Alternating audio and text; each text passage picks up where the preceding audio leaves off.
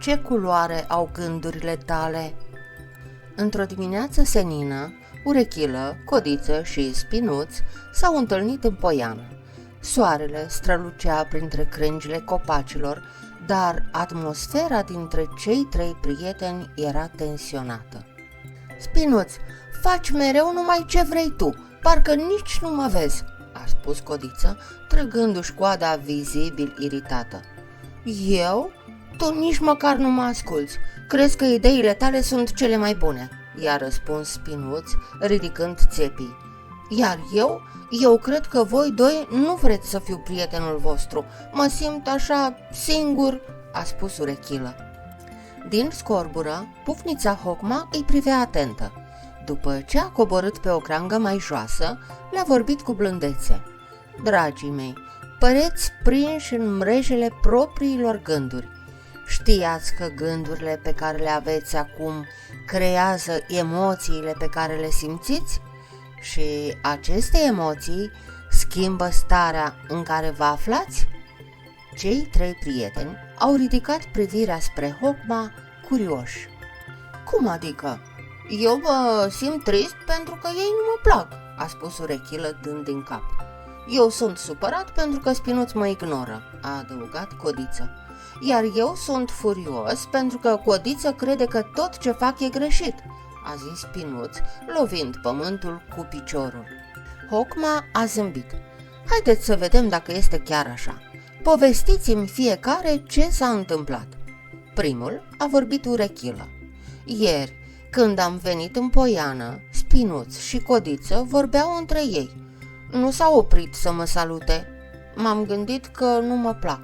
Gândul ăsta m-a făcut să mă simt trist și să plec. Hocma s-a întors spre ceilalți doi. Spinuț, ce făceai când a venit Urechilă? Eu? Eram ocupat să-mi repar culcușul cu o frunză. Nici nu l-am văzut, a spus Spinuț. Și eu mă gândeam unde să găsesc mai multe ghinde. Nu mi-am dat seama că Urechilă era acolo, a adăugat Codiță. Hocma s-a uitat la Urechilă. Vezi, Urechilă, gândul tău, că nu te plac, a creat emoția de tristețe. Apoi, tristețea a devenit starea ta interioară, care te-a făcut să vezi totul mai întunecat.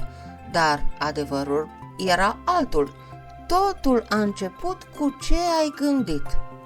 Apoi, Codiță a început să povestească. Ieri am propus un joc nou, dar Spinuț a spus că are altceva de făcut. M-am gândit că ideea mea e proastă. Gândul ăsta m-a făcut să mă simt rușinată, apoi m-am supărat pe el. Hocma s-a întors spre Spinuț. Spinuț, de ce nu ai vrut să te joci? Nu a fost asta. Aveam nevoie să îmi pun în ordine proviziile. Jocul suna bine, dar nu aveam timp atunci, a spus Spinuț, încercând să se explice. Hocma i-a vorbit lui Codiță. Codiță, gândul tău că ideea ta nu e bună a creat emoția de rușine. Rușinea s-a transformat în supărare, iar această stare te-a făcut să crezi că Spinuț nu te respectă, dar adevărul era altul. În cele din urmă, Spinuț a spus: când i-am cerut ajutor lui Codiță, nici măcar nu m-a ascultat. M-am gândit că nu mă respectă. Gândul ăsta m-a făcut să mă simt furios și să vreau să-l evit. Hocma s-a întors spre Codiță. Codiță, de ce nu l-ai ajutat pe Spinuț? Nu l-am auzit. Eram ocupată să-mi strâng ghindele. Dacă știam că avea nevoie de ajutor, m-aș fi oprit imediat, a spus Codiță. Hocma l-a privit pe Spinuț. Spinuț, gândul tău că nu ești respectat a creat emoția de furie. Furia a devenit starea ta interioară, care te-a făcut să le eviți pe Codiță. Dar realitatea era alta. După ce i-a ascultat pe toți, Hocma a scos 3 lentile colorate din scorbură, una albastră, una roșie și una galbenă.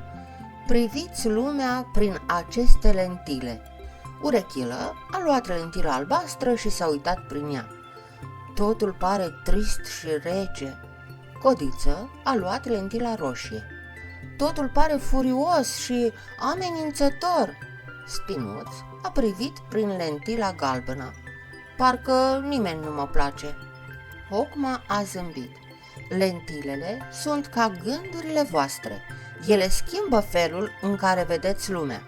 Emoțiile voastre vin din gânduri, iar aceste emoții vă colorează stările interioare.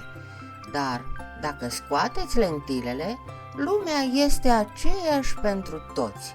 Hocma le-a cerut să facă un exercițiu. Luați câte o frunză. Scrieți pe ea un gând care v-a frământat astăzi. Urechilă a scris: nimeni nu mă bagă în seamă. Codiță a scris: ideile mele nu sunt bune.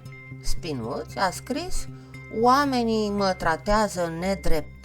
Apoi au pus frunzele în râu și au privit cum sunt purtate de apă. Gândurile sunt ca norii, vin și pleacă.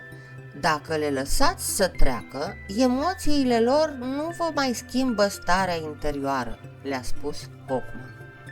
Apoi le-a cerut să observe momentul prezent. Ce vedeți acum? Soarele strălucește printre frunze, a spus Urechilă. Vântul adie ușor, a adăugat Codiță. Apa curge liniștit, a completat Spinuț. Exact, a spus Hocma. Când trăiți în prezent, gândurile și emoțiile negative nu vă mai pot controla starea. În loc să trăiți în trecut sau să vă faceți griji pentru viitor, bucurați-vă de ce este acum. Cei trei prieteni au plecat din poiană mai ușor. Învățaseră că gândurile lor creează emoții, iar emoțiile dau naștere stărilor lor interioare.